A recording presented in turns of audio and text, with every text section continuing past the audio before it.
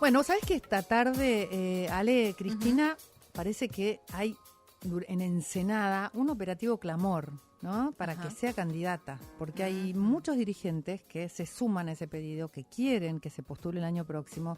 Ya están pensando, como lo decía hoy temprano en mi comentario, están pensando en 2023. Mientras tanto, muchos temas por resolver, muchos problemas en la Argentina, pero los dirigentes políticos piensan en cómo se van a ubicar, en dónde se van a ubicar ellos, ¿no?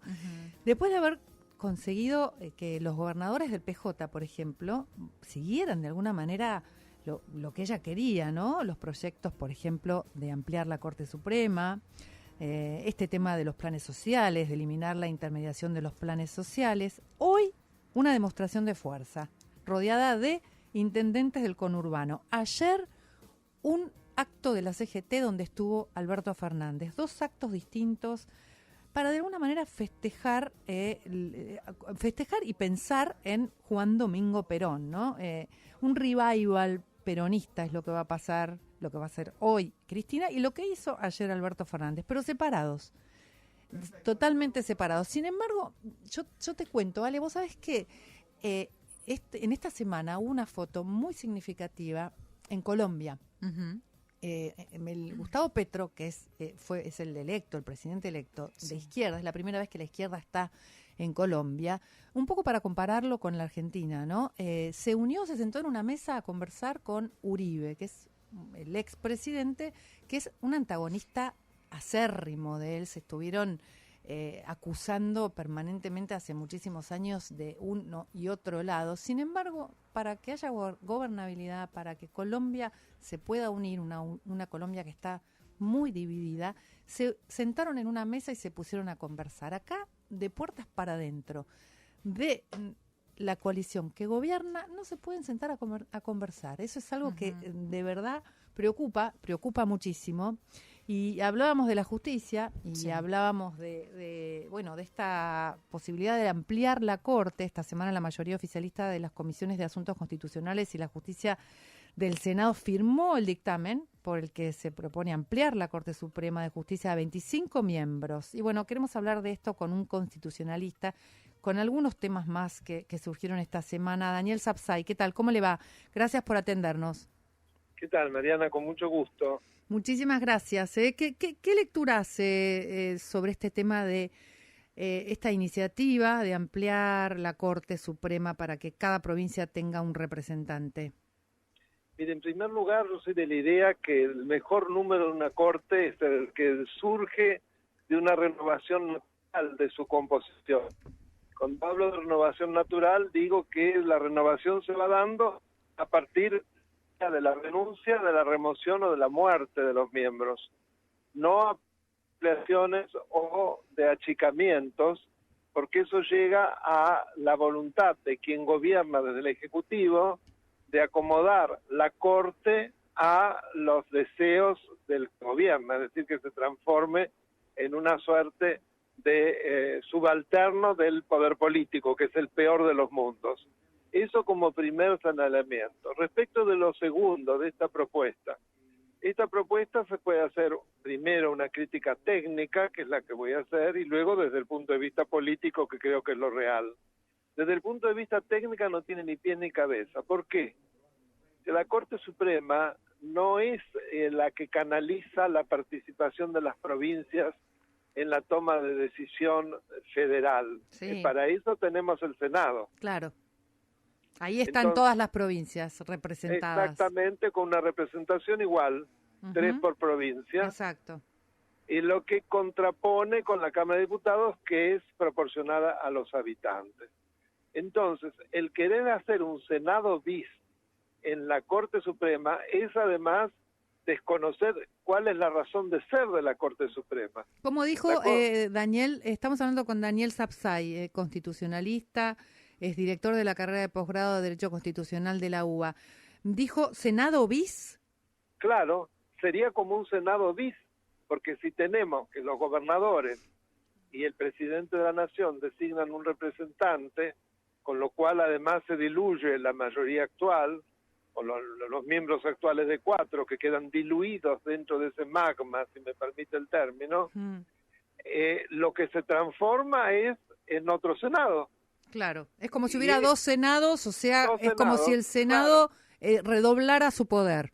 Exacto, y además desaparece entonces nada menos que el órgano que lleva a cabo el control de constitucionalidad de las normas y actos de gobierno, que es una función de control fundamental. La Corte Suprema es una instancia judicial extraordinaria. Es suprema porque está por encima de todas las demás y solamente interviene cuando hay sentencia definitiva. ¿Y cuándo hay sentencia definitiva? Cuando ya se han agotado las instancias inferiores. Y, o sea, cuando pasaron por distintas instancias y se evaluaron, cuando, digamos, alguna de esas otras instancias pide a la Corte que se pronuncie también, ¿no? A ver, no es así. Bueno, no, está bien. Expliqué mal, sí. Todo caso, sí, tiene un determinado desarrollo que se va transcurriendo primero en a nivel federal, ¿no? En los llamados tribunales inferiores, que son los tribunales de primera instancia y las cámaras de apelación. En caso penal se agrega a su vez la Cámara de Casación Penal. ¿Cuándo se dice que hay sentencia definitiva? Cuando ya hay una sentencia de los tribunales inferiores. Entonces, para revisar eventualmente esas sentencias en aquellos casos donde alguien se sienta afectado en sus derechos, la Corte Suprema va a intervenir por vía extraordinaria siempre que entienda que en ese caso se han afectado garantías o derechos reconocidos en la Constitución, en los tratados internacionales y en las leyes. Daniel, hablamos con Daniel Sapsay. ¿Por qué cree que hay esta intensidad en contra de la Corte en este momento? ¿Por qué esta búsqueda de que la Corte se amplíe de esta manera y generar, como usted dice, más poder como un Senado bis, ¿no? Bueno, ahora vamos al motivo político que parece la verdadera razón de ser. Lo demás es un juego técnico para explicar. La razón es la búsqueda de la impunidad. Es decir, como la vicepresidenta sabe perfectamente que esta Corte, y ahora lo ha demostrado además en el fallo por el cual rechazó los recursos extraordinarios en que se pedía que la Corte interviniera en el desarrollo de procesos que están a cargo de los tribunales inferiores para pararlos, como la Corte rechazó, como debía ser. Entonces, ¿qué es lo que se quiere? Y lo que se quiere es minimizarla, disolverla. Así ponemos jueces amigos, militantes, y de ese modo salvamos los procesos, es decir, ganamos la impunidad. ¿Cuáles fueron los fallos de la Corte sobre qué procesos? Bueno, muy recientemente ha habido un fallo de la Corte sumamente importante, por el cual se rechazaron 12 recursos extraordinarios interpuestos por el doctor Veraldi, el abogado estrella de la vicepresidenta, de su familia y adláteres, que estaban destinados a que la Corte Suprema revisara lo que pasaba en las instancias inferiores, se metiera en lo que se estaba decidiendo. En casos en donde está acusada la vicepresidenta. Los casos de corrupción, Vialidad, Cuadernos, OTESUR, los autos, eran 12 casos. Y la Corte los rechazó con esta jurisprudencia. A mí no me corresponde, que yo solo intervengo cuando me toca, una vez que hay sentencia definitiva, acá no hay sentencia definitiva. Doctor Sapsay, entre otros argumentos para avalar este aumento de jueces, los gobernadores, por ejemplo, dicen que el máximo tribunal llegan alrededor de 35.000 causas por año, llegan allí a la Corte, ¿no? Y de esas causas se resuelve solo el 15.000. ¿Esto se resolvería si hubiera 25 miembros? Al contrario, porque al haber más miembros, más van a tardar. Que no se puede dividir en salas, porque es una Corte Suprema, en esto la jurisprudencia es pacífica, que de todos modos tiene que resolver la Corte en su totalidad. Entonces, en lugar de 5 vocalías, va a pasar por 25, con lo cual va a ser muchísimo más lento. Eso es un cuento chino. Sí. No, lo escucho. Eso No, es un como cuento también chino, me dice. como también es otro cuento chino el decir que no están representadas todas las provincias, que ha habido pocas Cortes Supremas tan representativas de la provincia. ¿Por qué? Porque de los 4 miembros, 2 son santafesinos, 1 es cordobés y 1 es correntino. Entonces también eso es falso. Otra cosa importante que pasó esta semana, doctor Sapsay, tiene que ver con lo que sucedió con Milagro Sala, ¿no? Con la visita a Jujuy del presidente Alberto Fernández. Y desde el kirchnerismo se empieza a hablar del indulto, ¿no? Por ejemplo, Grabois dice que Alberto Fernández tiene que indultarla a Milagro Sala. ¿Es posible eso? ¿Puede el presidente de alguna manera indultar a Milagro Sala? ¿Y qué es el indulto también?